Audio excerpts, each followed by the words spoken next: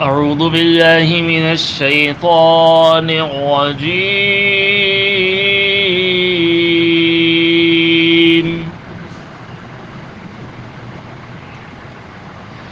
بسم الله الرحمن الرحيم.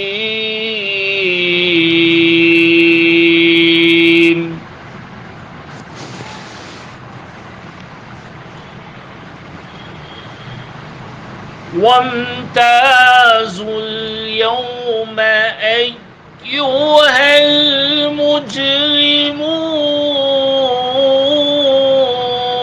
المجرمون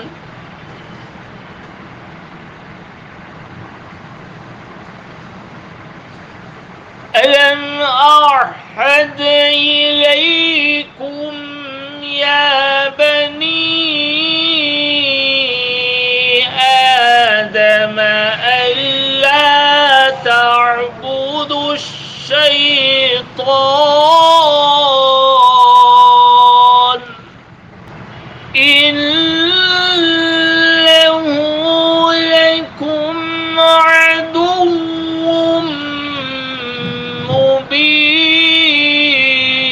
مبين وأن اعبدوني هذا صراط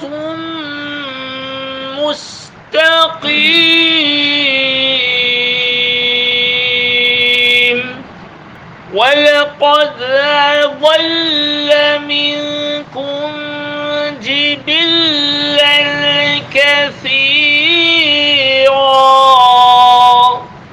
أفلم تكونوا تعقلون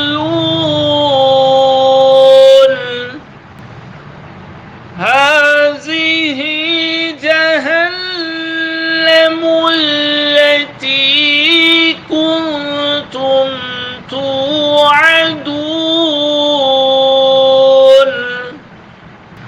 اصلوها اليوم بما كنتم تكفرون اليوم نختم على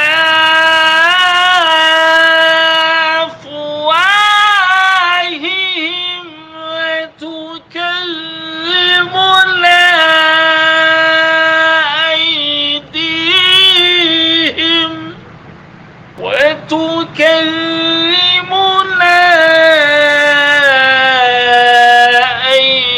أيديهم وتشهد أرجلهم بما كانوا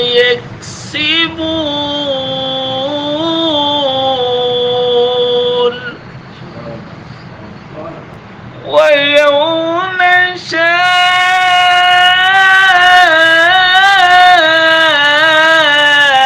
نشاء لطمسنا على أعينهم فاستبقوا الصراط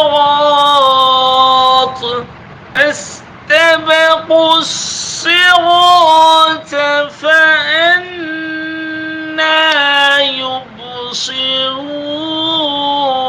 يبصرون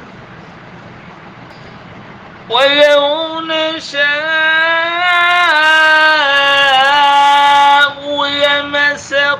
لمسقناهم على مكانتهم فما استطاعوا مضيا ولا يرجعون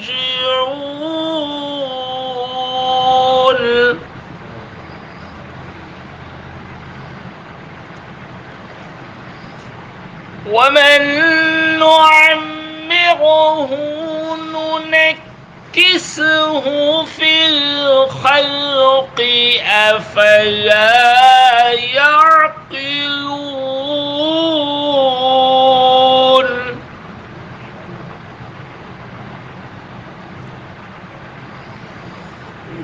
وما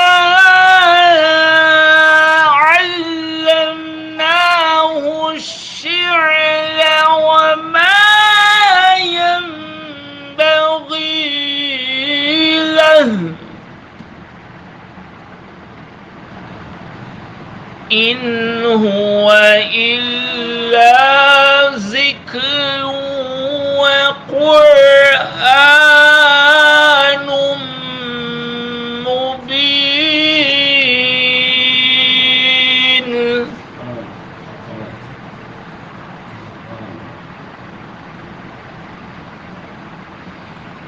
لينذر من كان حيا ويحق القول على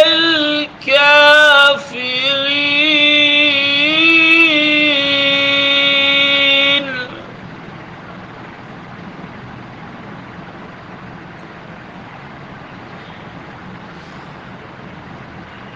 أولم يروا أنا خلقنا لهم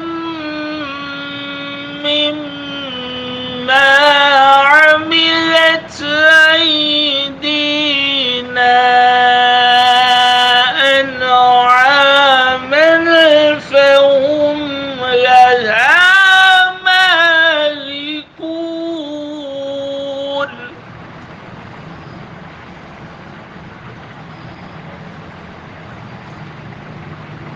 وذللناها لهم فمنها ركوبهم ومنها يأكلون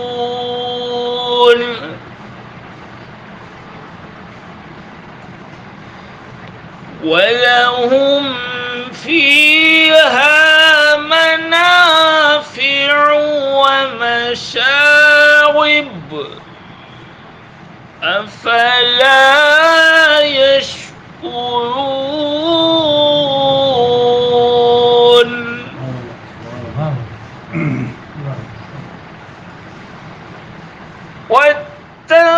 واتخذوا من دون الله آلهة لعلهم ينصرون.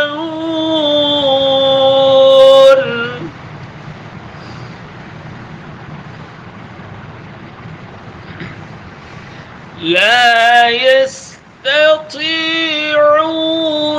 نصرهم وهم لهم جند محضرون.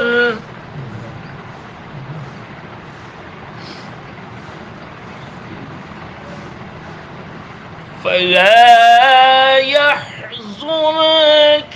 قولهم إنا نعلم ما يسرون وما يعلنون.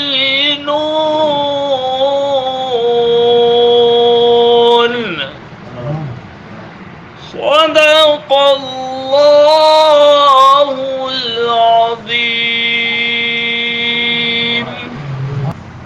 الحمد للہ کفا وسلام علی عبادہ الذین اصطفیٰ اما بعد. محترم حاضرین و سامعین اکرام، السلام علیکم ورحمۃ اللہ وبرکاتہ. السلام ورحمۃ اللہ وبرکاتہ.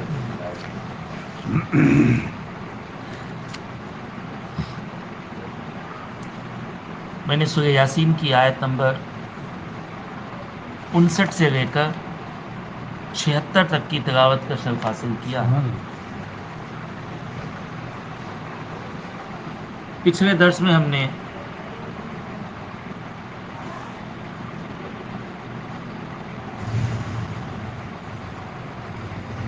اہل جنت کا حال جو قرآن مجید نے سورہ یاسین میں بیان کیا،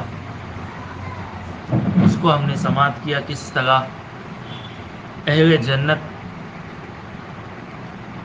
جنت میں چین اور سکون کی زندگی پائیں گے، کہ وہاں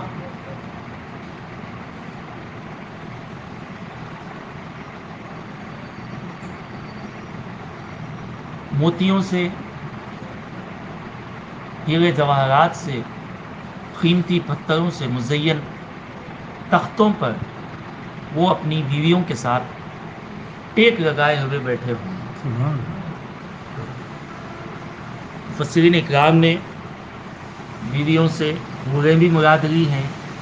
بیویوں سے دنیا میں جو نیک بیویاں تھیں، آخرت میں بھی، جنت میں بھی ان شوہروں کا ساتھ ان بیویوں کے ساتھ ہوگا جو دنیا میں نیک تھیں۔ ٹیک لگا کر سکون سے بیٹھے ہوں گے، اور قسم قسم کے میوے، ہر قسم کے میوے، اور جو وہ چاہیں گے وہ چیز وہاں پائیں گے۔ سبحان جو چیز چاہیں گے وہ چیز وہاں پائیں گے۔ سامنے قرآن مجید نے واضح الفاظ میں فرمایا، جو وہ مانگیں گے وہ بھی پائیں گے۔ جو مانگیں گے وہ بھی پائیں گے۔ یہاں تک کہ حدیث مبارکہ میں آیا ہے کہ جنتی جنت میں داخل ہونے کے بعد صرف اس کے خیال میں آئے گی چیز کہ یہ چیز میں چاہتا ہوں کہ یہ چیز مجھے پیش کی جائے، صرف اس کے خیال میں آئے گی، وہ چیز سامنے اس کو موجود ہے۔ یعنی کوئی محنت مشقت کی ضرورت نہیں پڑے گی۔ جو بھی محنت و مشقت ہے اس دنیا میں ہے، آخرت میں اس کا بھرپور اجر و ثواب اللہ سبحانہ و تعالیٰ عطا فرمائے، اور آپ کی خدمت کے لیے غلمان ہوں گے، چھوٹے چھوٹے خوبصورت بچے ہوں گے جو آپ کی خدمت کے لیے اللہ سبحانہ و تعالیٰ مقرر کر دے گا۔ غلمان اسی لیے کہا جاتا ہے کہ چھوٹے چھوٹے خوبصورت بچے ہوں گے جنت میں جو آپ کی خدمت کے لیے مقرر ہوں گے۔ بہرحال جنت میں بے شمار نعمتیں ہوں گی، اور ہر دروازے سے فرشتے آئیں گے اور رب کا سلام آپ تک پہنچاتے ہیں۔ سلام قولا من رب رحیم، وہ کہتے جائیں گے سلامتی ہے، یہ قول ہے، یعنی یہ سلام کس کا ہے؟ من رب رحیم، رب رحیم کی طرف سے تمہیں یہ سلام پہنچا۔ جب جب سلامتی کی دعائیں اور رب کا پیغام سلامتی کا فرشتے پہنچاتے رہیں گے۔ بعض مفسرین نے کہا کہ رب کریم خود جب جب آپ پر سلامتی بھیجتا ہوگا، رب رحیم کی طرف سے سلامتی آپ تک پہنچتی رہے گی۔ کتنا پیارا منظر ہوگا، کتنا دل نشین منظر ہوگا۔ سبحان اللہ۔ جنت میں اللہ سبحانہ و تعالیٰ ہم سب کو جنت الفردوس میں مقام عطا فرمائے۔ آمین۔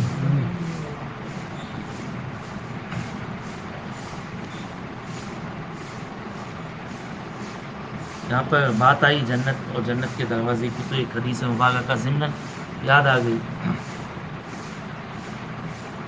جنت کے کل 8 دروازے ہیں۔ کتنے؟ 8 دروازے ہیں۔ کوئی نمازی ہے تو نمازی کے لیے ایک نمازی والا دروازہ ہے، وہ کھل جاتا ہے۔ روزدار ہے تو روزہ دار وہ دروازے سے داخل ہوگا جس سے تمام روزہ دار داخل ہوتے ہیں۔ اسی طرح 8 دروازے ہیں جنت کے، اور ہر ایک خاص عبادت کے لیے مخصوص کیا گیا کہ وہ عبادت گزار اس دروازے سے داخل ہوگا، تاکہ وہ دروازے سے داخل ہونے والے کو دیکھ کر لوگ سمجھ جائیں کہ یہ فلاں روزہ دار تھا، فلاں نمازی تھا، فلاں حاجی تھا، فلاں نیک عمل کرنے والا تھا۔ بہرحال 8 دروازے۔ جب آقا علیہ الصلوۃ والسلام نے اس کا ذکر کیا تو صدیق اکبر رضی اللہ تعالیٰ عنہ موجود تھے، حضرت ابوبکر صدیق رضی اللہ تعالیٰ عنہ موجود تھے۔ صدیق اکبر رضی اللہ تعالیٰ عنہ نے ارشاد فرمایا، یا رسول اللہ صلی اللہ تعالیٰ علیہ وسلم، میرا گزر کس دروازے سے ہوگا؟ میرا گزر کس دروازے سے ہوگا؟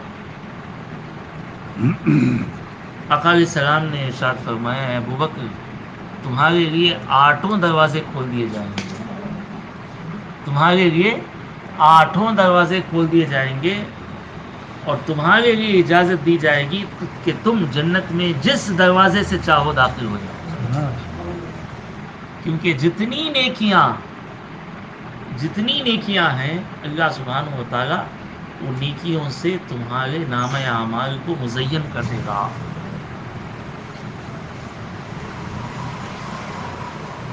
تو صدیق اکبر رضی اللہ تعالی عنہ کی فضیلت بھی اس بات سے واضح ہو جاتی ہے. اللہ سبحانہ و تعالی ہمیں دین کی سمجھ عطا فرمائے. بہرحال جنتیوں کا، اہل جنت کا ذکر ہوا، سلامتی پر بات مکمل ہوئی تھی کہ رب کا پیغام جو سلام کی شکل میں فرشتے جنتیوں کو پہنچاتے رہیں گے. جب آ کر کہیں گے رب رحیم کا تم پر سلام، رب رحیم کا تم پر سلام. وَامْتَازُوا الْيَوْمَ أَيُّهَا الْمُجْرِمُونَ، اور کہا جائے گا کیا؟ اور آج اے مجرموں الگ الگ ہو جاؤ. اے مجرموں الگ الگ ہو جاؤ. اہل جنت کا ذکر کرنے کے بعد اب اہل جہنم کا ذکر آ رہا ہے. اہل جہنم کا ذکر آ رہا ہے کہ ان کا اخروی حال کیا ہوگا. قیامت میں جب اہل جنت کو جنت میں جانے کا حکم دے دیا جائے گا اور جنتی جنت کی طرف چل دیے ہوں گے، اس وقت جہنمیوں سے، مجرموں سے کہا جائے گا اب تم الگ ہو جاؤ. یعنی جنتیوں سے تم الگ ہو جاؤ کیونکہ اب تمہیں جہنم میں جانا ہے. بعض مفسرین فرماتے ہیں کہ اس میں جہنمیوں سے کہا جائے گا کہ تم الگ الگ جہنم میں اپنے ٹھکانوں کی طرف چلے جاؤ.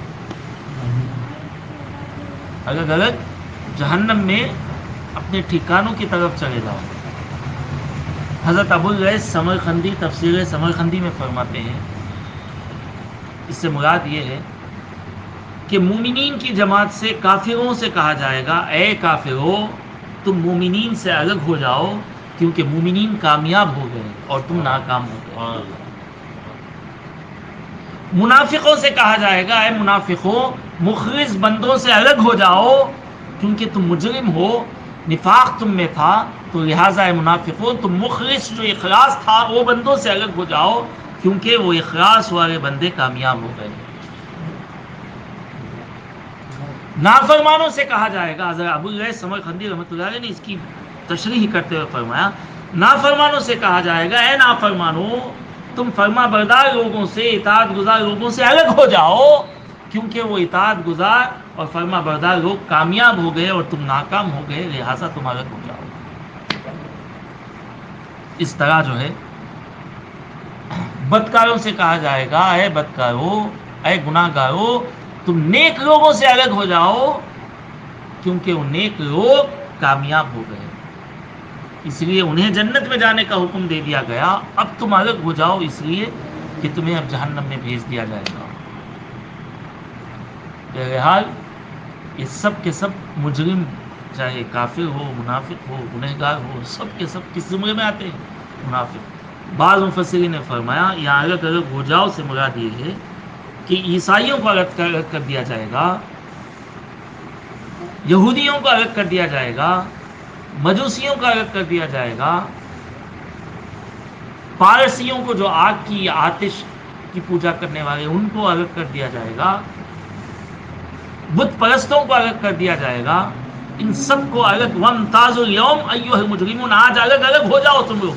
یہود الگ ہو جاؤ، نصارہ الگ ہو جاؤ، مجوسی الگ ہو جاؤ، آتش پرست الگ ہو جاؤ، بت پرست الگ ہو جاؤ.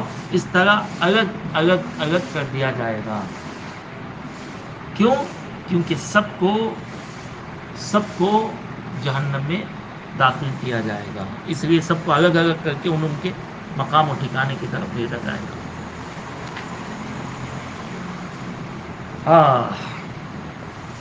تو اس میں مفسرین اکرام نے اس بات کی طرف بھی اشارہ کیا ہے کہ اس میں مسلمانوں کے لیے بھی عبرت ہے. اس سال پتہ نہیں کون سے گروہ میں ہمارا حشر کیا جائے. کون سے گروہ میں ہمارا حشر ہوگا؟ گنہگاروں میں حشر ہوگا، بدکاروں میں حشر ہوگا، کس جماعت میں ہمارا حشر ہوگا؟ حضرت ابراہیم بن ادھم وقت کے ولی کامل، حضرت ابراہیم بن ادھم رحمۃ اللہ تعالی علیہ، آپ کا ایسا عالم تھا، مالداری کو چھوڑ کر مجذوب ہو چکے تھے، مجذوب ہو گئے تھے۔ حضرت ابراہیم بن ادھم رحمۃ اللہ تعالی علیہ کے پاس کچھ لوگ آتے ہیں اور کہتے ہیں کہ آپ لوگوں میں کیوں نہیں بیٹھتے، آپ لوگوں سے کچھ بیان کیوں نہیں کرتے، لوگوں سے کچھ بیان کیوں نہیں کرتے، لوگوں میں کیوں نہیں بیٹھتے، الگ الگ کیوں رہتے ہو؟ حضرت ابراہیم بن ادھم رحمۃ اللہ تعالی علیہ نے فرمایا کہ 4 چیزیں ایسی ہیں، اگر میں اس سے فارغ ہو جاؤں، 4 چیزیں مجھے مشغول کر رکھی ہیں، اس سے اگر میں فارغ ہو جاؤں تو میں تمہارے ساتھ بیٹھوں گا بھی اور تمہارے ساتھ باتیں بھی کروں گا۔ اس میں سے ایک چیز، جو پہلی چیز آپ نے بتائی، وہ یہ اس آیت مبارکہ کی تلاوت کی۔ فرمایا وَامْتَازُوا الْيَوْمَ أَيُّهَا الْمُجْرِمُونَ، مجھے خوف ہے کہ میرا حشر کس زمرے میں کیا جائے گا، یہی مجھے معلوم نہیں ہے، میں اس کی فکر میں ہوں تو تمہارے درمیان بیٹھ کے میں کیا باتیں کروں، کیونکہ مجھے یہ فکر کھائے جا رہی ہے کہ میرا حشر کس زمرے میں ہوگا، کس جماعت میں ہوگا۔ اگر میرا حشر بھی مجرموں میں ہو گیا تو کیا حال ہوگا، مجھے تو یہی فکر کھا رہی ہے، اس لیے میں جو ہے کسی میں نہ بیٹھتا ہوں نہ کچھ باتیں کرتا ہوں۔ اللہ اکبر۔ یعنی دیکھیں بزرگان دین کا طرز عمل دیکھیں کہ اپنے آپ کو حالانکہ اتنے وقت کے ولی کامل تھے، اس کے باوجود خوف خدا، خشیت الہی دیکھیں کہ اتنا سب کرنے کے بعد بھی کیا کہہ رہے ہیں کہ مجھے معلوم نہیں کہ میرا حشر کس میں ہوگا۔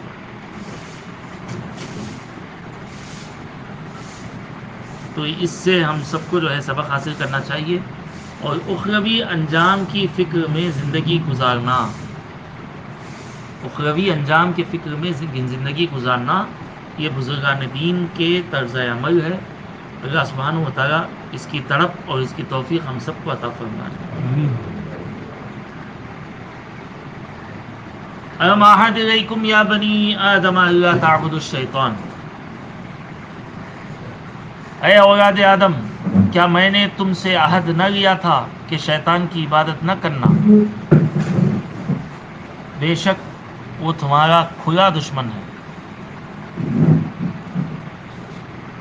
اور میری عبادت کرنا، وَأَنِ اعْبُدُونِي، اور میری عبادت کرنا،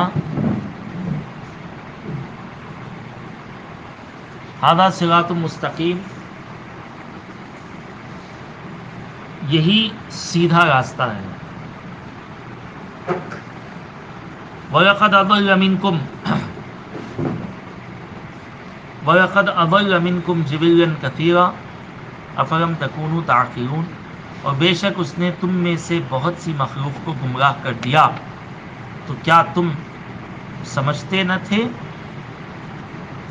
ان آیت کا خلاصہ یہ ہے کہ قیامت کے دن اللہ تعالیٰ مجرموں سے فرمائے گا،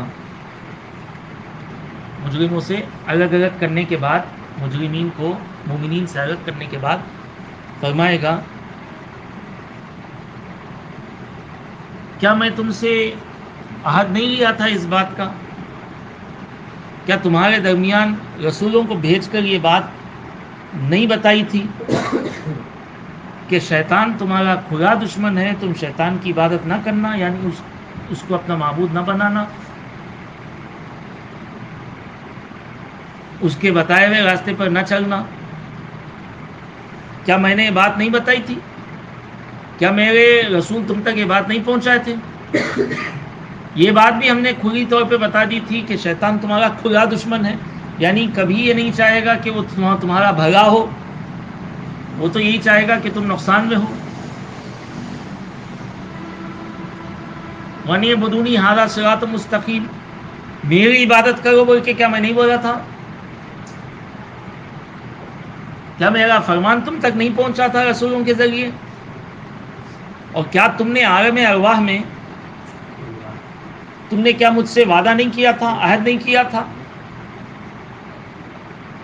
عہد کیے تھے کہ تم شیطان کی پیروی نہیں کرو گے، اللہ کی عبادت کرو گے، اور میرے رسولوں کے ذریعے عالم ارواح میں تم نے وعدہ کیا تھا، عہد کیا تھا، اور میرے رسولوں کے ذریعے اس دنیا میں تم تک پیغام بھی پہنچایا گیا۔ ایسا نہیں کہ وہاں کیے یاد نہیں رہا، بھول گئے، دنیا میں آنے کے بعد رسولوں کے ذریعے پیغام تم تک پہنچایا گیا، تمہیں اس کی معرفت دی گئی کہ شیطان کی پیروی نہ کی جائے کیونکہ وہ کھلا دشمن ہے تمہارا۔ وَنِعْ بُدُونِی ھَذَا صِرَاطٌ مُسْتَقِیمٌ، کیا یہ بات نہیں پہنچائی گئی کہ میری ہی عبادت کرو اور یہی سیدھا راستہ ہے؟ وَلَقَدْ أَضَلَّ مِنْکُمْ جِبِلًّا کَثِیرًا، رب فرمائے گا جیسا تم لوگ گمراہ ہوئے ہو ویسا شیطان نے اور کئی لوگوں کو گمراہ کر دیا، بھٹکا دیا، راہ سے ہٹا دیا۔ افلم تکونوا تعقلون، کیا سمجھتے نہیں تھے تم لوگ اس بات کو کہ شیطان تمہارا کھلا دشمن، شیطان تمہارا کھلا دشمن، اور شیطان کیا ہے؟ در حقیقت اپنا نفس ہے۔ درود شریف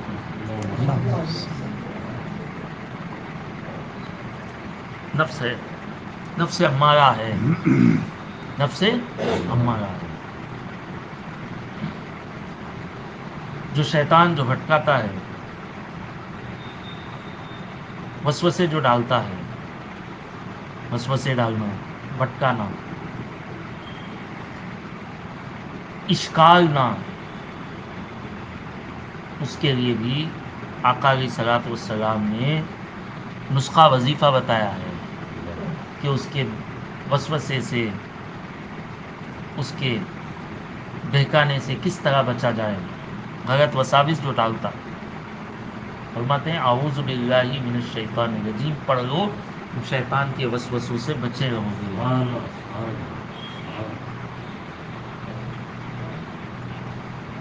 نسخہ ہے، غلط خیال آتا ہے، کسی کو کچھ کرنے کا آتا ہے، یہ شیطان کی طرف سے ہوتا ہے، اعوذ باللہ من الشیطان الرجیم پڑھ لو۔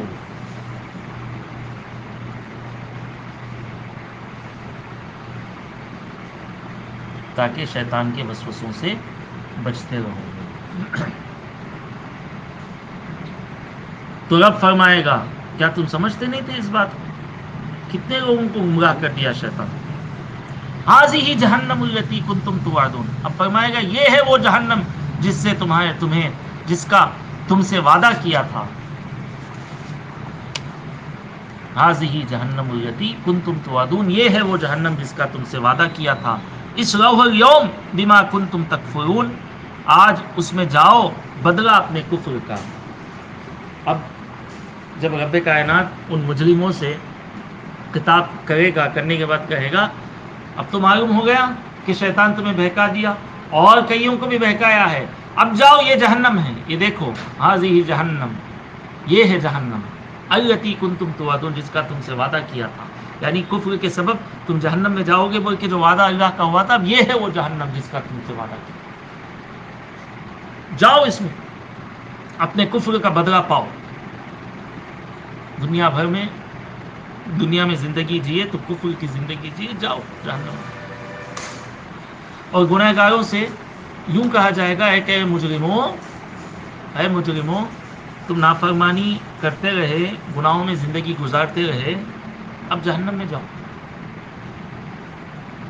کیونکہ نافرمانی اور گناہوں کے لیے جو وعدہ ہے وہ کیا ہے؟ جہنم کا ہے، جاؤ جہنم میں۔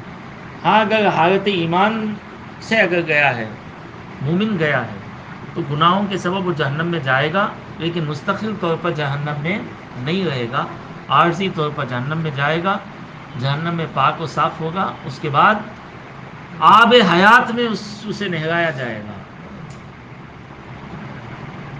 کہاں نہلایا جائے گا؟ جہنم سے نکالنے کے بعد اس کو آب حیات میں نہلا دھلا کر جنت میں داخل کیا جائے گا. سرکار دو عالم صلی اللہ علیہ وسلم کی جب شفاعت ہوگی، سرکار کی جب شفاعت ہوگی، یا اپنے وہ گناہوں کی وجہ سے جو جہنم میں گیا ہے، وہ جہنم میں جانے کا پیریڈ جب مکمل ہوگا، وہ کب ہوگا؟ سرکار کی شفاعت سے وہ ہوگا. تو اس کو جب نکالا جائے گا جہنم سے جب نکالا جائے گا، پورا بھونا ہوا ہوگا کہ پہچانا نہیں جائے گا کہ کون ہے، پہچانا نہیں جائے گا کون ہے. تو اس وقت اس کو آب حیات میں، وہ نہر حیات میں داخل کیا جائے گا، یعنی اس میں اس کو نہلایا جائے گا. اس کے بعد وہ شخص جنتیوں کی طرح ہو جائے گا، اور اس کے بعد اس کو جنت میں داخل کیا جائے گا. تو جنت میں جب داخل کیا جائے گا تو جنتی کہیں گے یسمون الجہنمیون، ارے یہ جہنم سے آ رہا ہے، جہنم سے آنے والا ہے. یہ جو آلریڈی جنت میں ہوں گے وہ لوگ ان لوگوں کو جو آخر میں آتے ہوں گے جہنم سے نکال کر آب حیات میں نہا دھو کر جنت میں داخل ہوں گے، ان کو دیکھ کر کہیں گے کہ یہ جہنمی لوگ ہیں جو جہنم میں گئے تھے، اب آ رہے ہیں جنت میں. بہرحال رب کائنات ان مجرموں سے فرمائے گا کہ یہ ہے تم سے جو وعدہ کیا گیا تھا جو جہنم کا، یہ ہے وہ جہنم، یہ ہے وہ تمہارا ٹھکانہ، اب چکھو مزہ عذاب کا جس کا تم کفر کرتے تھے. یا کفر سے اگر ڈائریکٹ لغوی معنی مراد لیا جائے، لغوی معنی تو ناشکرہ ہے، انکار کرنا ہے، ناشکرہ کرنا. تو اس سے بعض صوفیہ اکرام فرماتے ہیں ناشکر پن، اللہ کی ناشکری کرنا یہ اتنا بھیانک جرم ہے کہ رب کائنات فرمائے گا کہ وہ میں نے اتنی نعمتیں دی، اس کے باوجود تم نے ناشکری کی، اب یہ دیکھو جہنم اس کا بدلہ ہے، تمہاری ناشکری کا بدلہ. اصلوها اليوم بما کنتم تکفرون، اب داخل ہو جاؤ اس میں، یہ ناشکری کرنے والوں کا بدلہ. اور اگر اس طرح ہی معنی مراد لیا جائے تو وہی کفر ہے، انکار کرنا، ایمان نہ لانا. بہرحال ہمیں چاہیے کہ ہم ہر حال میں اللہ کی شکر گزاری بجا لائیں، کیونکہ اللہ اتنی نعمتیں عطا کیا، اس کے باوجود جو ہے نہیں ہے بولنا، یہ اللہ کی کیا ہے؟ ناشکری. مولا جو بھی دیا ہے اس کے کرم سے دیا، جو بھی دیا ہے اس کے کرم سے دیا. اپنے سے آقا علیہ السلام فرماتے ہیں ہمیشہ اپنے سے نیچے والوں کو دیکھا کرو تو تم میں شکر کا جذبہ پیدا ہوگا. ہمیشہ اپنے سے اوپر والے کو نہیں دیکھنا، اپنے سے نیچے والوں کو دیکھنا. اپنے سے نیچے والوں کو دیکھیں تو کون سا جذبہ پیدا ہوگا؟ شکر کا جذبہ پیدا ہوگا. صحت مند ہے تو بیمار کو دیکھو، صحت مند ہے تو بیمار کو دیکھو کہ بیمار بیماری میں ہے، اللہ ہمیں صحت سے رکھا، مولا تیرا شکر. آنکھ دیا ہے تو نابینا کو دیکھو، کان دیا ہے جس کو سماعت نہیں ہے، جو بہرے ہیں انہیں دیکھو، انہیں دیکھو کہ اللہ سبحانہ و تعالی ہمیں اچھا بنائے. اور ہمارے لیے اللہ نے یہ چیز کو منتخب کیا ہے، اللہ نے ہمارے مقدر میں یہ چیز رکھی ہے، مولا میں تجھ سے راضی ہوں. یہ چیز شکر کا جذبہ پیدا کرتی ہے. یہ چیز کیا ہے؟ شکر کا جذبہ پیدا کرتی ہے. ورنہ ہمیشہ شیطان ناشکری پن میں مبتلا کر دیتا ہے. اور پھر آخرت میں انجام کیا ہے؟ رب فرماتا ہے شیطان کھلا دشمن ہے تمہارا. آخرت میں وہ تو جائے گا ہی جہنم، لیکن وہ چاہتا ہے کہ اس کے ساتھ کثیر جماعت بھی جہنم میں جائے. کبھی بھلائی نہیں چاہتا، کبھی بھلائی نہیں چاہتا. اسی لیے بزرگان دین، انبیاء اکرام، صالحین اعظام، اولیاء اکرام، ان کی سیرت کو پڑھیں اور ان کی سیرت پر عمل کریں. ان کے واقعات اس لیے بیان کیے جاتے ہیں، ان کے اقوال اس لیے بیان کیے جاتے ہیں تاکہ ہم اس سے نصیحت حاصل کریں، اس سے نصیحت حاصل کریں. ایک تو یہ ہے کہ ان کے واقعات، ان کی سیرت، ان کی زندگی کے حوال کو سننے کے بعد ہمارے ایمان میں، ہماری روح میں ایک تازگی پیدا ہوتی ہے، محسوس ہوتا ہے. صرف وہیں تک اس کو محدود نہ رکھیں بلکہ اس کو اپنے عمل میں بھی لے جائیں، اس کو اپنے عمل میں بھی لے جائیں، تب جا کر اس کا پورا پورا فائدہ ہمیں حاصل ہوتا ہے. الیوم نختم، اور یہ بات بھی واضح ہوئی کہ دیکھنے کے بعد اب انہیں بتایا جائے گا حاضی جہنم، حاضی بولے تو یہ جہنم ہے، یعنی جہنم میں داخل ہوتے وقت انہیں بتایا جائے گا کہ یہ تمہارا ٹھکانہ ہے، یہ جہنم ہے. تو دیکھنے کے بعد وہ لوگ ایمان لانا چاہیں گے، دیکھنے کے بعد وہ لوگ ایمان لانا چاہیں گے. ہاں ہم نے دیکھ لیا، ہم ایمان لاتے ہیں، لیکن اس وقت ان کا ایمان لانا قابل قبول نہیں ہوا. تو معلوم یہ ہوا، مفسرین فرماتے ہیں معلوم یہ ہوا کہ آقا علیہ الصلوۃ والسلام کے کلام پر ایمان لانا یہی حقیقت میں ایمان ہے. سرکار نے جو کہا سن لیے، سنے اور اس کو مان لیے، یہی ایمان ہے. یہی کیا ہے؟ ایمان ہے. کیونکہ ہم سب کا ایمان لانا سن کر ایمان لانا ہے. آقا علیہ الصلوۃ والسلام کا جو فرمان ہے وہ دیکھ کر آقا علیہ السلام نے فرمایا. آقا کا ایمان دیکھی ہوئی چیزوں پر ہے اور ہمارا ایمان سنی ہوئی چیزوں پر ہے. سرکار دو عالم صلی اللہ تعالیٰ علیہ وسلم نے جنت کو بھی دیکھا ہے، آقا علیہ السلام نے جہنم کو بھی دیکھا ہے، آقا نے حوروں کو بھی دیکھا ہے، آقا نے فرشتوں کو بھی دیکھا ہے، آقا نے غلمانوں کو بھی دیکھا ہے. سرکار دو عالم صلی اللہ علیہ وسلم نے آسمانوں کی سیر کی ہے، آسمانوں کو دیکھا ہے. آقا علیہ السلام نے انبیاء کو دیکھا ہے. سرکار دو عالم صلی اللہ علیہ وسلم یہاں تک کہ اللہ سبحانہ و تعالیٰ کا بھی دیدار فرمایا. تو آقا علیہ السلام کا جو ایمان ہے وہ سب کے سب دیکھی ہوئی چیزوں پہ ہے اور ہمارا ایمان سب سنی ہوئی چیزوں پر، سنی ہوئی چیزوں پر. یہاں یہ بات بھی واضح ہو جاتی ہے کہ جس کا ایمان دیکھی ہوئی چیزوں پر ہو اور جس کا ایمان سنی ہوئی چیزوں پر ہو، وہ دونوں ایک اور برابر کیسے ہو سکتے ہیں؟ کہ کہتے ہیں ہم اور رسول ایک ہیں، نبی ایک ہیں، وہ بھی ہماری طرح ہیں، معاذ اللہ، اس طرح کی جو باتیں کرتے ہیں. ارے احمق ہو، جس کا ایمان دیکھی ہوئی چیزوں پر ہے اور جس کا ایمان سنی ہوئی چیزوں پر ہے، دونوں ایک کیسے ہو سکتے ہیں؟ دونوں ایک کیسے ہو سکتے ہیں؟ اللہ سبحانہ و تعالیٰ انہیں سمجھنے کی توفیق عطا فرمائے اور ہمیں ہمارے عقیدے میں مضبوطی عطا فرمائے. اصلوها اليوم بما کنتم تکفرون، اور کہا جائے گا اپنے کفر کا بدلہ اس کے سبب آج اس میں داخل ہو جاؤ. اليوم نختم على افواههم وتكلمنا ايديهم وتشهد ارجلهم بما كانوا يكسبون. آج ہم ان کے منہوں پر، آج ہم ان کے اليوم بولے تو آج، نختم على افواههم ان کے منہوں پر، نختم یعنی مہر لگا دیں گے. وتکلمنا ایدیہم، تو کیا ہوگا؟ منہوں پر مہر لگا دیں گے. بات کہاں سے کی جاتی ہے؟ بات منہ سے کی جاتی ہے. تو منہوں پر اللہ ان کے مہر لگا دے گا قیامت کے دن. تو کون بات کریں گے؟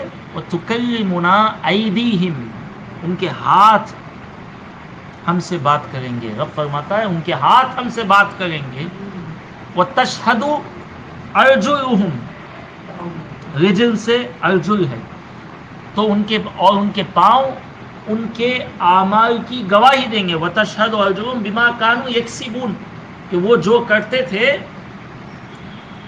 جو کیے ہیں اور جو کرتے تھے اس کے گواہی کون دیں گے؟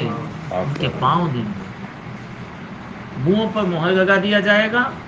رب فرماتا ہے ان کے ہاتھ ہم سے بات کریں گے اور ان کے کیے ان کے اعمال کی گواہی ان کے پاؤں دیں گے. کیسا منظر ہوگا وہ؟ یہ اس لیے ہوگا کہ جب اللہ سبحانہ و تعالیٰ فرمائے گا کہ تم نے ایسا کیا ہے، تم نے ایسا کیا، تو یہ لوگ کہیں گے کہ مولا ہم تجھ پر ایمان لائے، تیرے رسولوں پر بھی ایمان لائے، کتابوں پر بھی ایمان لائے، ہم نے کسی کو کوئی تکلیف نہیں دی، ہم نمازیں بھی پڑھے، روزے بھی رکھے، ہم یہ سب کرتے رہے، پورے نیک اعمال کرتے رہے، ہم برائی کرے نہیں مولا. اور یہ تصور میں وہ لوگ کہیں گے کہ ہمارے خلاف یہاں کون بولنے والا ہے؟ ہمارے خلاف کون بولنے والا ہے؟ سب تو نفسی نفسی کے عالم میں ہے. رب کائنات فرمائے گا ابھی ٹھہر جاؤ، ابھی ٹھہر جاؤ، تم جو جو کہہ رہے ہو اس کے خلاف گواہی دینے والے آنے والے ہیں.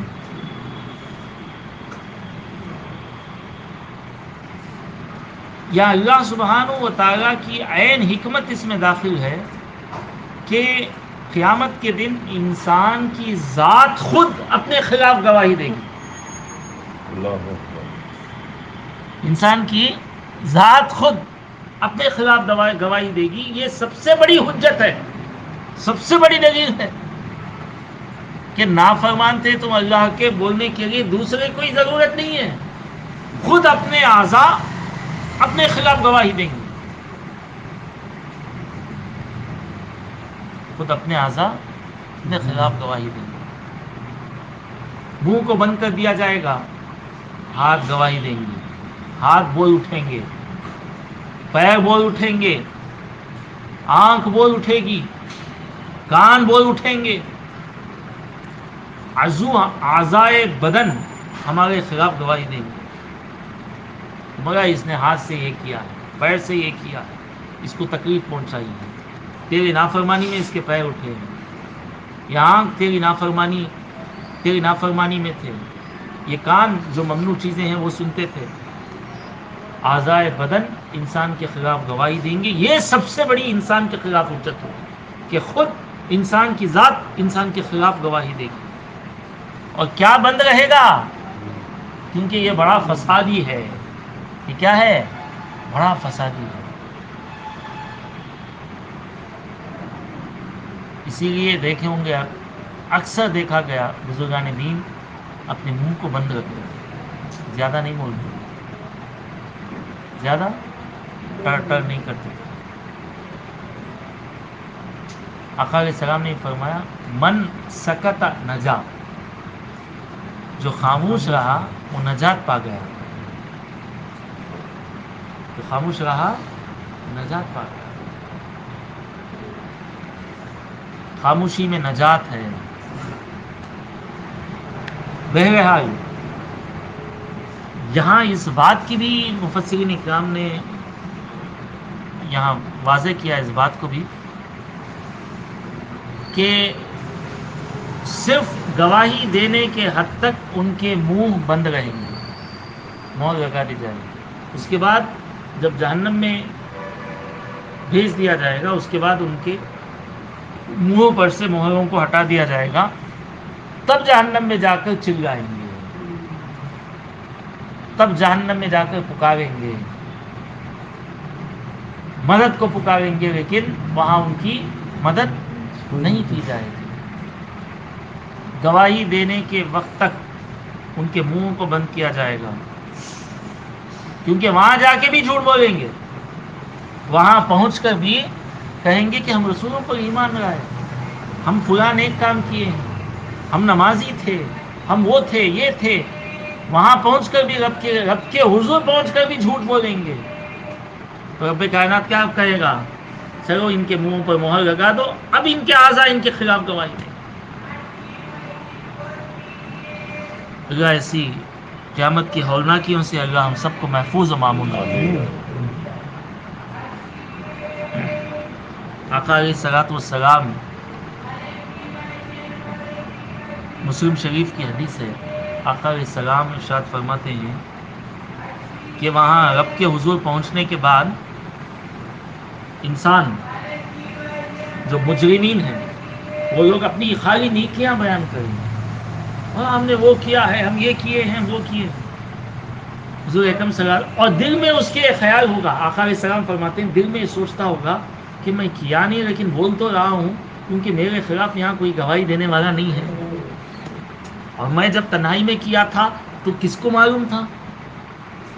وہ سوچتے ہوئے دل میں رہے گا خیال کہ میرے خلاف کوئی گواہی دینے والا نہیں ہے، لیکن زبان پر جھوٹ ہوگا کہ میں مولا سے کہے گا یہ کیا ہوں وہ کیا ہوں۔ اللہ سبحانہ و تعالیٰ فرمائے گا ٹھہر جا، اور کہے گا کہ اس کے منہ کو تالا لگاؤ، مہر لگا دو۔ آقا علیہ السلام فرماتے ہیں اس کے ران کا جو گوشت ہے نا، وہ گوشت بھی اس کے خلاف گواہی دیتا ہے، ہڈیاں ہیں نا، ہڈیاں بھی بول اٹھیں گی، ہڈیاں بھی بول اٹھیں گی، جسم کا گوشت بھی انسان کے خلاف نافرمانی کیا ہے تو انسان کے خلاف وہ جسم کا گوشت بھی بول اٹھے گا، ہڈیاں بھی گواہی دیں گی۔ اللہ اکبر۔ اور آقا علیہ السلام فرماتے ہیں وہ شخص کون ہوگا، وہ کون سی گروہ سے تعلق رکھنے والا ہوگا؟ آقا علیہ السلام فرماتے ہیں وہ منافق ہوگا جس سے اللہ سبحانہ و تعالیٰ ناراض ہوگا، اللہ کی ناراضگی اس کو ملے گی۔ کیا ہوگا؟ منافق ہوگا، دل میں ایک بات ہے، زبان پر ایک بات ہے، دل میں برائی چاہ رہا ہے اس کی، زبان پہ میٹھی میٹھی باتیں کر رہا ہے، دل میں برائی ہے، زبان پہ کیا ہے؟ میٹھی میٹھی بول ہے۔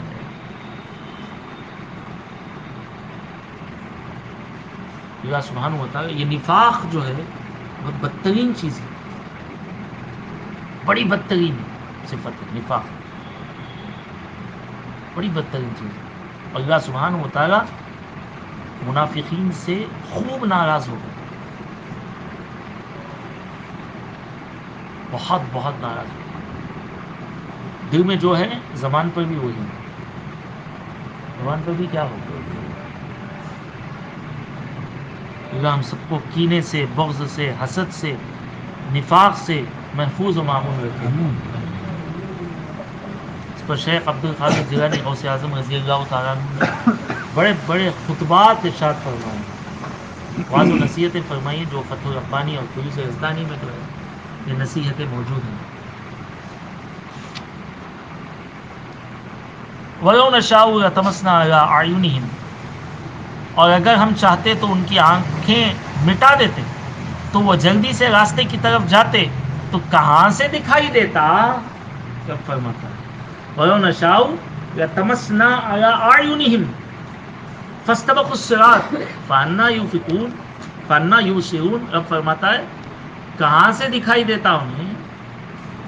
فرماتا ہے ان کی اتنی نافرمانیاں ہو گئی ہیں۔ اب فرماتا ہے یہاں پر یہ کفار مکہ اس سے مراد ہیں، خصوصی طور پر اللہ سبحانہ و تعالیٰ فرماتا ہے کہ اتنی نافرمانیاں ان کی ہو گئی ہیں کہ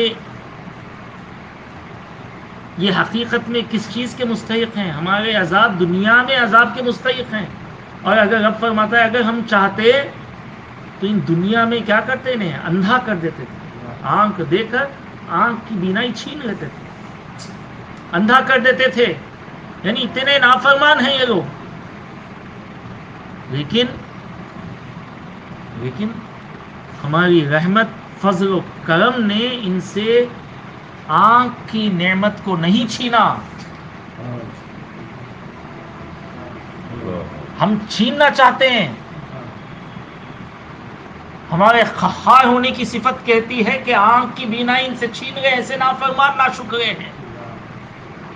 لیکن رحمان و رحیم کی صفت غالب آتی ہے،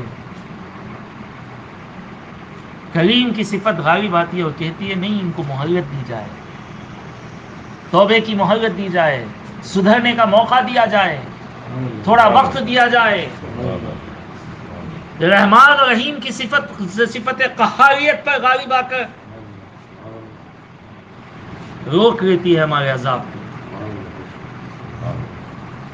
لیکن حقیقت میں کس کے مستحق ہیں یہ لوگ؟ ایسے عذاب کے کہ آنکھ کی بینائی ان سے چھین گئے. چھینتے ہی اب دیکھیں ذرا سوچئے، تصور میں لے آئیے، آنکھ کی بینائی ہے، اچانک بینائی ختم ہو گئی، اچانک اللہ نے بینائی کو چھین لیا، تو کہیں کس طرف جائیں گے؟ ایک دم پریشان ہو کے. رب فرماتا ہے کہیں جانا چاہیں گے کیونکہ بیچ راستے میں ہیں، راستے میں بینائی چھین لی گئی تو کدھر جانا چاہیں گے؟ کسی راستے میں، لیکن جا کہاں سکیں گے؟ بینائی نہیں ہے. تو رب فرماتا ہے سوچو اس بات پر، آنکھ جیسی کتنی بڑی نعمت ہم نے تمہیں دی ہے کہ اگر وہ بینائی نہ ہو، اگر ہم چھین لیں تو تم کاہے کے نہیں رہے، کدھر بھی نہیں جا سکتے. لیکن ہماری رحمت، فضل و کرم نے اس نعمت کو تمہارے پاس رکھا، ایسے ہی چھوڑ دیا تاکہ تمہیں کچھ مہلت اور موقع دیا جائے کہ تم توبہ کرو اپنے گناہوں سے. اگر کفر پر زندگی گزار رہے ہو تو ایمان میں آ جاؤ، اسلام قبول کر لو. وَلَوْ نَشَاءُ لَمَسَخْنَاهُمْ عَلَىٰ مَكَانَتِهِمْ فَمَا اسْتَطَاعُوا مُضِيًّا وَلَا يَرْجِعُونَ. اور اگر ہم چاہتے تو ان کی جگہ پر ہی ان کی صورتیں بدل دیتے، تو نہ وہ آگے بڑھ سکتے اور نہ پیچھے لوٹتے. فرماتا ہے یہاں پر، رب فرماتا ہے اس سزا سے بھی بڑھ کر سزا کے مستحق ہیں. خالی بینائی چھین لینے کے سزا کے مستحق ہیں نہیں، اس سے بھی بڑی سزا کے لوگ مستحق ہیں. کون سی سزا؟ کہ ان کے چہروں کو مسخ کر دیا جائے. وہ بھی کہاں کہیں جا کے کرنے کا نہیں، جہاں گھروں میں ہیں وہیں پہ مسخ کر دیں. کہ بندر کی صورت بنا دے، یا تو خنزیر کی صورت بنا دے، یا کوئی اور صورت بنا دے. ہم چاہتے، رب فرماتا ہے وَلَوْ نَشَاءُ، اگر ہم چاہتے تو ان کے چہروں کو کیا کرتے؟ مسخ کر دیتے. بلکہ لَمَسَخْنَاهُمْ میں اگر مراد اس کی مطلقاً لیا جائے تو ان کو ہی بدل دیتے، وہ معنی بھی مراد ہو سکتا ہے. لَمَسَخْنَاهُمْ یعنی ان کو مسخ کر دینا. کہ مفسرین فرماتے ہیں راجح قول یہ ہے کہ ان کی صورتیں بدل دیں. انسان کا جسم ہے، صورت اگر بندر کی ہو گئی، انسان کا جسم ہے، صورت خنزیر کی ہو گئی، رب فرماتا ہے تو کیا ہوگا حال؟ مُضِيًّا وَلَا يَرْجِعُونَ، نہ آگے بڑھ سکتے نہ پیچھے جا سکتے وہ لوگ. اگر ہم چاہتے تو یہ عذاب بھی ان پر نازل کرتے، لیکن ہمارے رحمان اور رحیم ہونے کی صفت غالب آ گئی، اس لیے ہم نے انہیں مہلت دے دی. چاہتے تو دنیا میں یہ عذاب بھی نازل کر دیتے، لیکن موقع دیے ہیں، ڈھیل دیے ہیں، موقع دیے ہیں، وقت دیے ہیں کہ اپنے گناہوں سے توبہ کر لو. کفر میں زندگی گزار رہے ہیں تو ایمان لے آؤ، وقت دیے. اور کیا کریں؟ شکر ادا لائیں، رب کا شکر بجا رہے ہیں. مولا تیرا شکر ہے، مولا تو نے ہم پر عذاب نازل نہیں کیا. مولا تیرا کیا ہے؟ وقت دیا ہے، مولا سنبھلنے کا وقت دیا ہے. مولا تیرا کروڑا احسان ہے، تیرا شکر ہے. تو ایمان لے آ کر اور ایمان والے کامل طور پر مسلمان بن کر اللہ کا شکر بجا رہے ہیں. نہ اللہ چاہا تو کچھ بھی کر سکتا ہے، ان سے بینائی چھین سکتا ہے، انسان کے چہروں کو مسخ کر سکتا ہے، وہ اس کے ہاتھ میں ہے. وَمَن نُعَمِّرْهُ نُنَكِّسْهُ فِي الْخَلْقِ أَفَلَا يَعْقِلُونَ. اور جسے ہم لمبی عمر دیتے ہیں تو خلقت و بناوٹ میں، خلقت و بناوٹ میں ہم اسے الٹا پھیر دیتے ہیں، تو کیا وہ سمجھتے نہیں؟ أَفَلَا يَعْقِلُونَ. وَمَن نُعَمِّرْهُ، ہم جس کو لمبی عمر دیتے ہیں، نُنَكِّسْهُ فِي الْخَلْقِ، تو خلقت میں ہم اسے الٹا پھیر دیتے ہیں. خلقت کیا چیز ہے؟ خلقت بناوٹ انسان کی جو بناوٹ ہے خلقت کہتے ہیں اسے. انسان کی بناوٹ میں ہم اس کو الٹا پھیر دیتے ہیں، جس کو لمبی عمر دیتے ہیں. یعنی لمبی عمر پانے والا واپس اپنے بچپنے کی طرف آ جاتا ہے. کیا مثال رب کائنات میں دی، جس کو ہم لمبی عمر دیتے ہیں. وہ لمبی عمر پانے والا، دیکھیے بچہ ہوتا ہے، بچہ جب شباب کے عمر کو پہنچتا ہے تو توانائی آ جاتی ہے، دانائی آ جاتی ہے، قوت طاقت ہو جاتی ہے. پھر اس کے بعد شاہجوانی، نوجوانی، شاہجوانی، اس کے بعد عین جوانی، اس کے بعد پھر بڑھاپے کی طرف. اور بڑھاپے میں بھی اگر بڑھاپا ہو،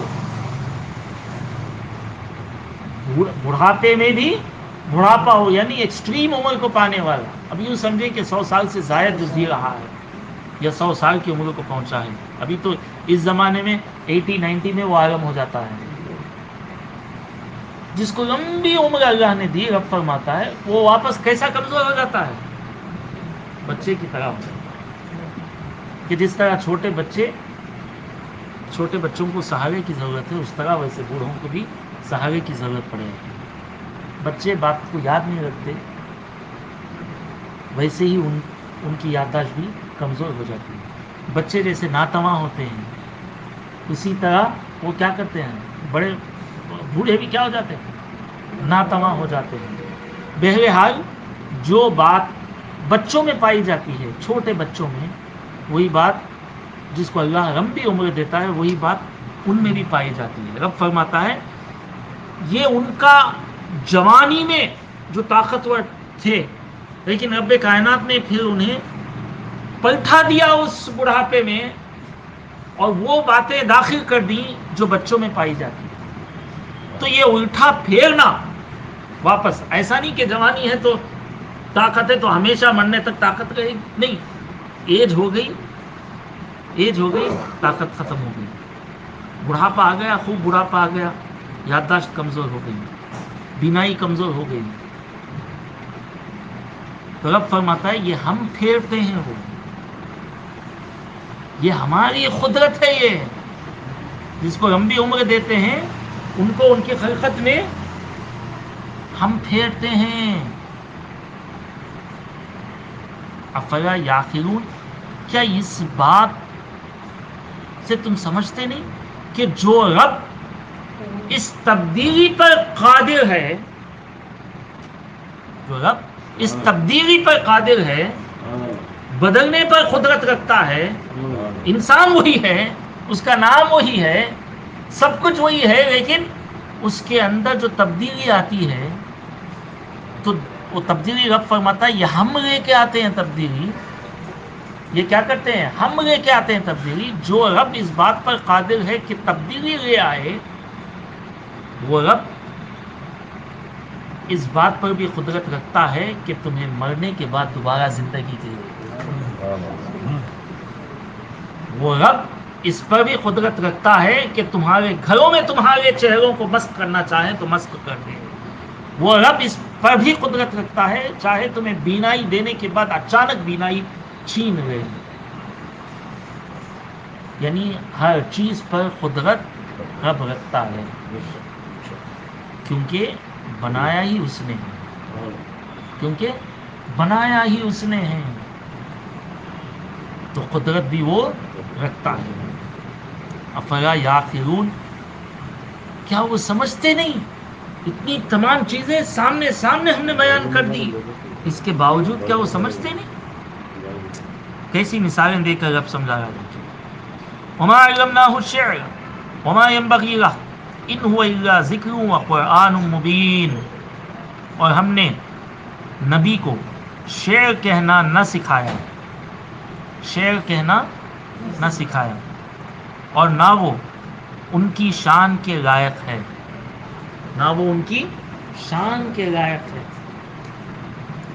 ان هو الا ذکر وقرآن مبین، وہ تو نہیں مگر نصیحت اور روشن قرآن. کفار قریش نے یہ آیت مبارکہ اس وقت نازل ہوئی جب کفار قریش نے کہا تھا کہ محمد صلی اللہ تعالیٰ علیہ وسلم شاعر ہے. کیا ہے؟ شاعر. اور یہ قرآن، ان کا کہنا تھا یہ قرآن حضور کی شاعری ہے، حضور کی شاعری ہے، اور آقا علیہ السلام کو شاعر کہتے تھے. معاذ اللہ. تو رب کائنات نے اس اعتراض کا رد کرتے ہوئے اس آیت مبارکہ میں جواب دیا کہ ہم نے آقا علیہ السلام کو، ہم نے اپنے محبوب کو شعر سکھایا ہی نہیں. اس سے مراد یہ ہے شعر و شاعری کو اس زمانے میں، زمانے جاہلیت میں خصوصی طور پر جھوٹا کلام کہا جاتا تھا. کیا کہا جاتا تھا؟ جھوٹا کلام. یعنی ایسی ایسی باتیں شعر میں کہی جاتی تھی جس کا حقیقت سے کوئی تعلق ہی نہیں رہتا، سچائی سے کوئی تعلق اور نسبت کی بات ہی نہ رہتی تھی. جو چاہے منہ کو آیا وہ کہتے چلو اپنے اشعار میں. یعنی ہوا میں گفتگو ہوتی تھی، ہوا میں اشعار پڑھے جاتے تھے سب، کہ ان کا حقیقت سے کوئی تعلق نہیں رہتا تھا.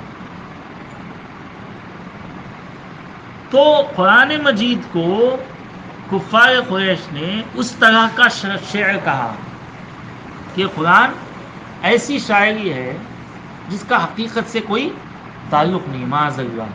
اور آقا علیہ السلام کو وہ ایسا شاعر کہتے تھے جس کا، جو ایسے اشعار کہتے ہیں جس کا کوئی حقیقت سے کوئی تعلق نہیں ہے، معاذ اللہ. تو رب کائنات نے وہی نازل فرمائی اور ان کا رد کرتے ہوئے فرمایا کہ ہم نے ایسا شعر، ایسا علم حضور کو دیا ہی نہیں جس کا حقیقت سے تعلق نہ ہو. آقا علیہ السلام کو ایسے علوم سکھائے جس سب کا تعلق حقیقت سے ہو. اور اس میں یہ بات بھی معلوم ہو گئی، رب نے فرمایا یہ چیز ہم نے نہیں سکھائی، یعنی جس کا تعلق باطل سے ہے، جس کا تعلق حقیقت سے نہیں ہے، جس کا تعلق لہو و لعب سے ہے، جس کا تعلق فضول ہے، جو علم فضول ہے، بیکار ہے، ایسی چیز ہم نے سکھائی نہیں میرے محبوب کو. تو معلوم ہوا دیگر علوم اللہ سبحانہ و تعالیٰ نے حضور کو عطا کیے ہیں، حضور کو سکھائے ہیں. دوسری تمام چیزیں ہم سکھائے لیکن یہ نہیں سکھائے. سبحان اللہ. کیا نقطہ نکلتا ہے اس میں. ہم یہ نہیں سکھائے تو اس کا معنی کیا ہوا؟ ہم دیگر جو چیزیں ہیں وہ سب ہم سکھائے، یہ چیز ہم سکھائے نہیں، یہ چیز ہم سکھائے. اسی لیے تو کہتے ہیں امی، اسی لیے کہتے ہیں آقا علیہ السلام کی ایک صفت کیا ہے؟ امی. امی کے معنی بے پڑھے. نبی یہ امی. درود شریف جمعہ کے خصوصی درود جو رشید صاحب کے پاس پڑھتے ہیں وہی اللہم صلی علی سیدنا محمد النبی الامی. نبی امی. امی کہتے ہیں کس کو؟ بے پڑھے کو، ان پڑھے کو نہیں. ان پڑھے بولے تو گستاخی، بے ادبی ہو جائے گی. کہ آپ اپنے آپ کو کوئی ان پڑھ کہہ دے تو برداشت نہیں ہوتا، آپ رسول کو ان پڑھ کہہ لیں، معاذ اللہ. امی کے معنی کیا ہے؟ بے پڑھے. یہی وجہ سے ہم کہتے ہیں بے پڑھے، یعنی کسی کے پاس نہیں پڑھے. کوئی استاد نہیں آقا کا اس دنیا میں. پڑھے ہیں تو رب کائنات کے پاس پڑھے ہیں. بے پڑھے دنیا میں کسی کے پاس نہیں پڑھے. ان پڑھے اور بے پڑھے میں فرق ہے. ان پڑھے جو پڑھائی نہ ہو، الٹریٹ. بے پڑھے جو کسی کے پاس نہ پڑھا ہو، رب کائنات کے پاس پڑھا ہو، اس کو امی کہتے ہیں. اور وہ ذات صرف آقا علیہ السلام کی. رب نے یہاں فرمایا ہم نے ایسے فضول شعر کا علم ہم نے نہیں سکھایا. رب فرماتا ہے وما علمناه الشعر. کیوں نہیں سکھایا؟ واہ کیا شان مصطفیٰ بیان کی گئی. کیوں نہیں سکھایا؟ وما ينبغي له. یہ میرے محبوب کی شان کے خلاف ہے، ہاں یہ میرے محبوب کی شان کے لائق نہیں ہے یہ علم، اس لیے ہم نے سکھایا ہی نہیں۔ وما ينبغي له، یہ علم میرے محبوب کی شان کے لائق نہیں، اس لیے ہم نے سکھایا ہی نہیں۔ تو معلوم ہوا جتنے علوم اللہ سبحانہ و تعالیٰ نے سکھائے ہیں سب کے سب حضور کی شان کے مطابق ہیں، شان کے لائق ہیں۔ اب حضور کی شان کیا ہے یہ کون جانتا ہے؟ سرکار کی شان کیا ہے یہ کون جانتا ہے؟ اللہ اور اس کے محبوب کے سوا کوئی جانتا ہی نہیں۔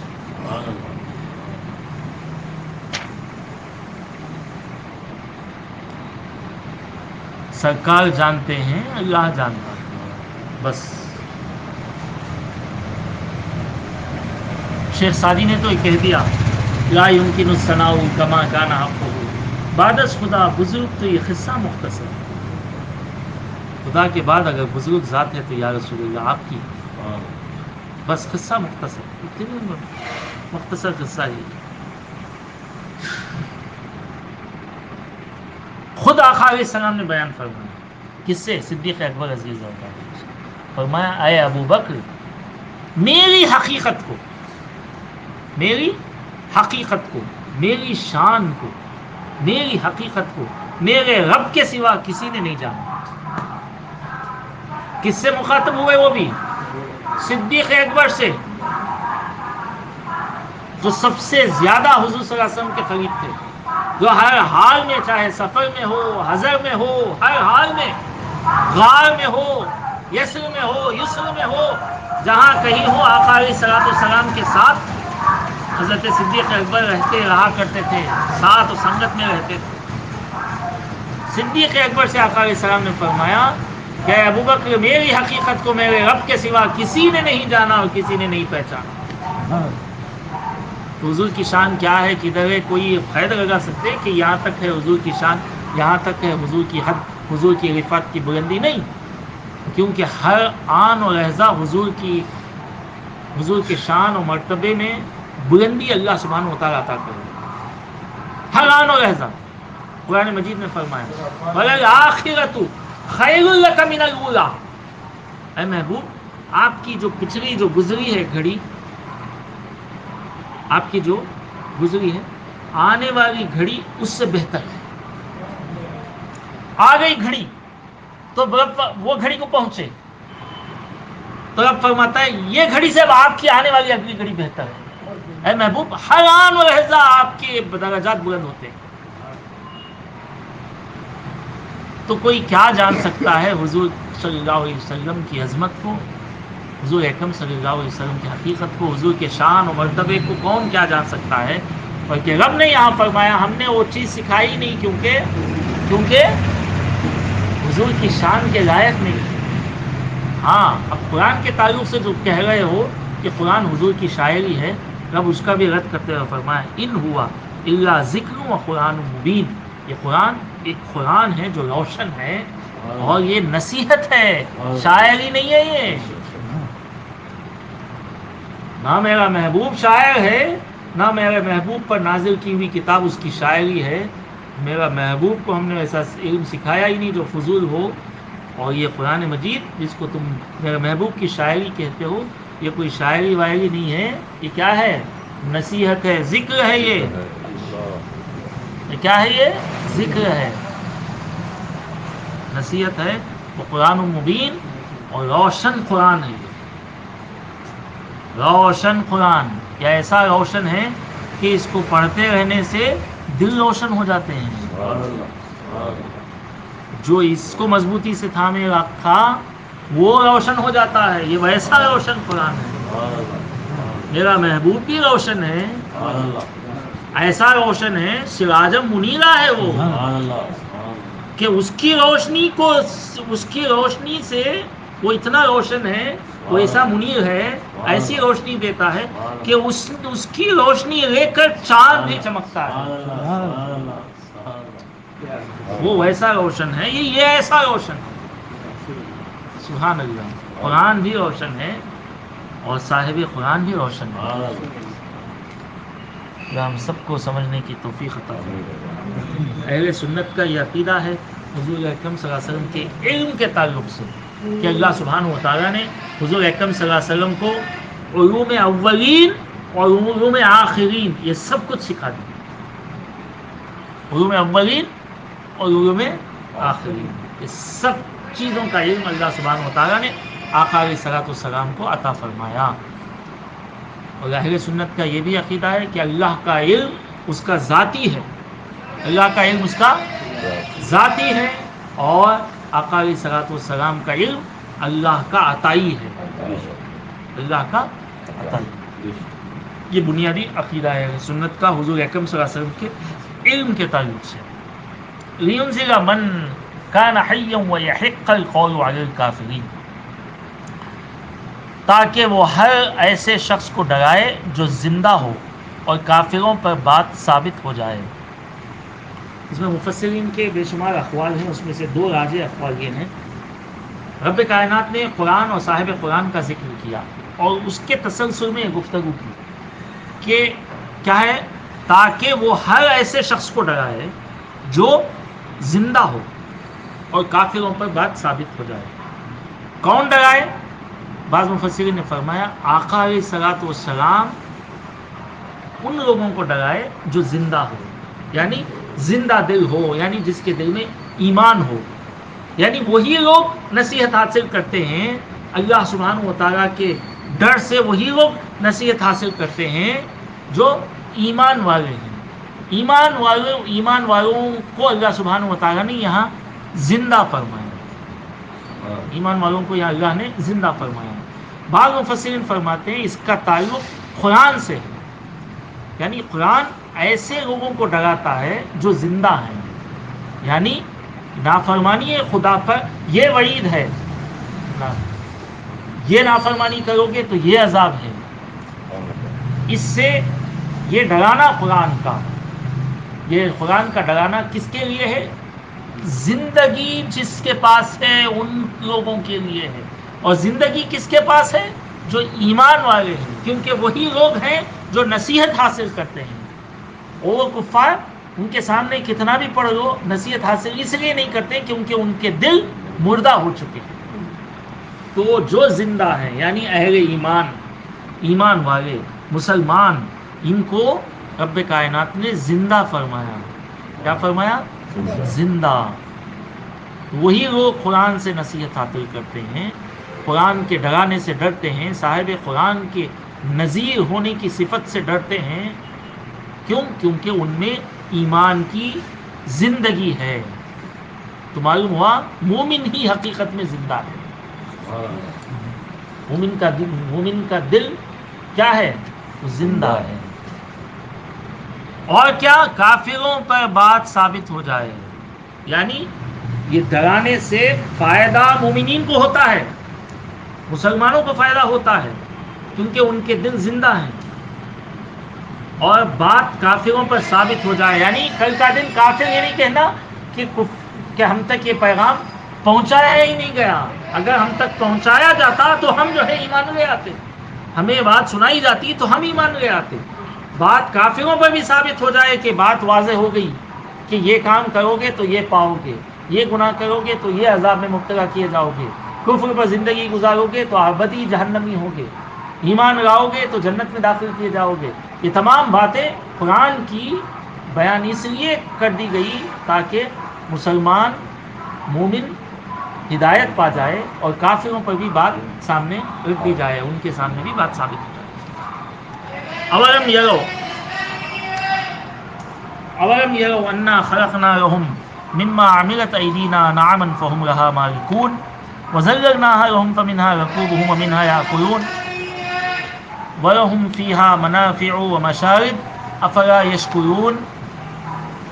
اور کیا انہوں نے نہ دیکھا کہ ہم نے اپنے ہاتھ کے بنائے ہوئے چوپائے ان کے لیے پیدا کیے. دیکھیے اللہ اپنی وحدانیت کو دلائل کے ساتھ کیسے بیان کر رہا ہے. اب فرماتا ہے کیا انہوں نے نہ دیکھا ہم نے اپنے ہاتھ کے بنائے ہوئے چوپائے ان کے لیے پیدا کیے تو یہ ان کے مالک ہو گئے، اور ہم نے ان چوپایوں کو ان کے لیے تابع کر دیا،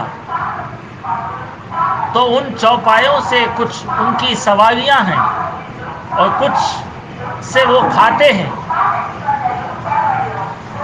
اور لوگوں کے لیے ان چوپایوں میں کئی طرح کے منافع ہیں۔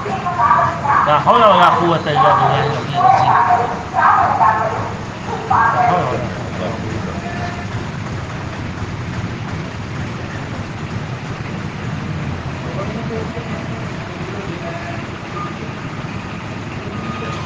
نہیں آ کے رکھتے لا حول ولا قوت الا باللہ۔ اس سے کافی ڈسٹربنس ہوتا ہے۔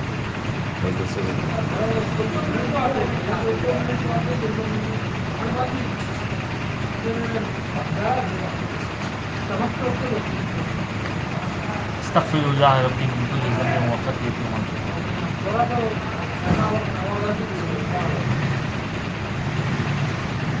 اور کیا انہوں نے نہ دیکھا کہ ہم نے اپنے ہاتھ کے، دیکھیے کیسا اللہ فرماتا ہے،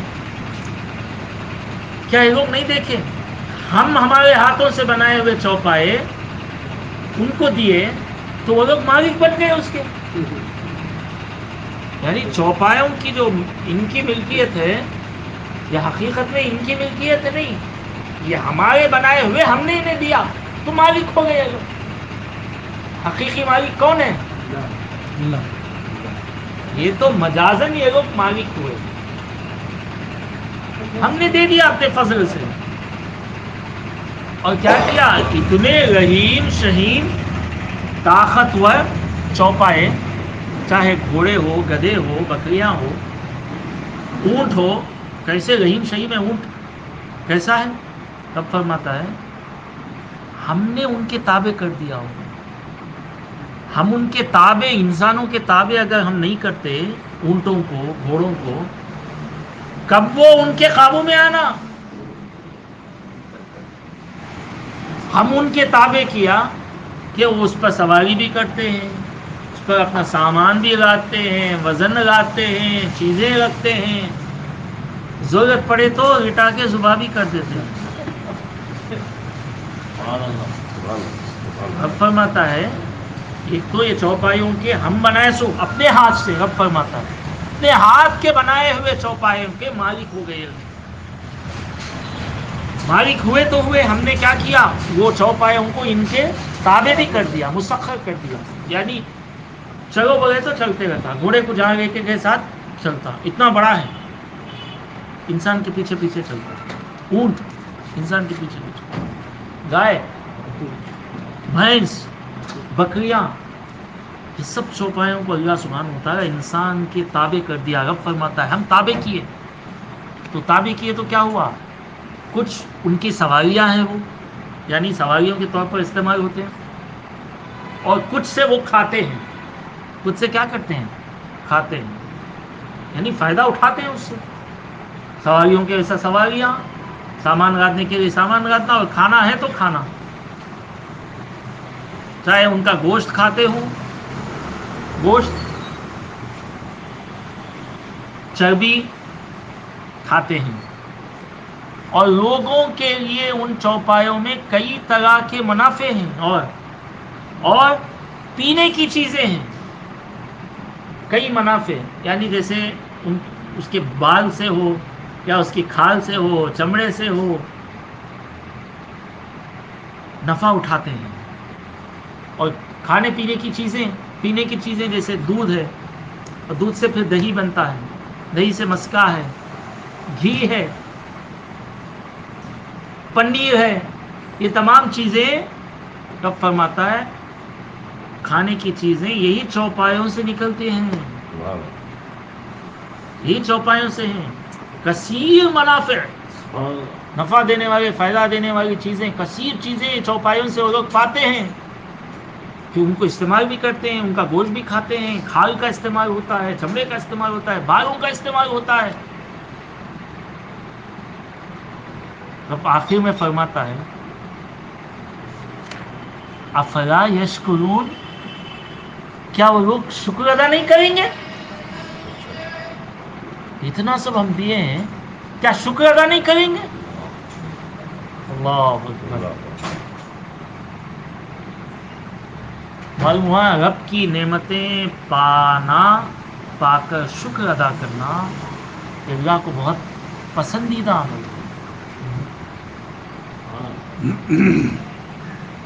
افلا یشکرون، کیا وہ شکر ادا نہیں کرتے؟ مولا بے شک ہم تیرا شکر ادا کرتے ہیں. وَاتَّخَذُوا مِن دُونِ اللَّهِ آلِهَةً لَعَلَّهُمْ يُنصَرُونَ، اور انہوں نے اللہ کے سوا اور خدا ٹھہرا لیے کہ شاید ان کی مدد ہو. بجائے ہماری نعمتیں پا کر شکر ادا کرنے کے کیا کیے وہ لوگ؟ اللہ کے سوا اور ایک کو معبود بنا لیے. وَاتَّخَذُوا مِن دُونِ اللَّهِ آلِهَةً، اللہ کے علاوہ دوسرے کو بھی معبود بنا لیے. لَعَلَّهُمْ يُنصَرُونَ، اس امید پر کہ ان کی مدد کی جائے گی. اس امید پر کہ ان کی مدد کی جائے گی. نعمتیں ہم دیے ہیں، ہماری نعمتوں کے مالک وہ ہو کر فائدہ اٹھاتے ہیں ہماری نعمتوں سے. ہماری نعمتوں سے فائدہ اٹھا کر ہمارا شکر بجا لانے کے بجائے کیا کیے ہیں؟ ایسے ناشکرے ہیں کہ ہمارے ساتھ دوسرے کو شریک کر لیے اور ہم کو چھوڑ کر دوسرے کو معبود بنا لیے. اور کیا امید کرتے ہیں جس کو معبود بنائے ہیں؟ کیا امید رکھتے ہیں اس سے؟ کہ اس کی مدد کی جائے گی، جو جس کو معبود بنایا ہے وہ ان کی مدد کرے گا. اللہ لا یستطیعون نصرہم، رب فرماتا ہے لا یستطیعون نصرہم وہم لہم جند محضرون. سبحان اللہ، کیا زبردست بیان کیا ہے رب کائنات نے. رب فرماتا ہے وہ معبود ان کی مدد نہیں کر سکتے، یعنی جن بتوں کو معبود بنائے ہیں وہ ان کی مدد نہیں کر سکتے. کیوں؟ رب فرمائیں وہم لہم جند محضرون، اور وہ لوگ خود ان معبودوں کے لیے حاضر خدمت لشکر بنے ہوئے ہیں.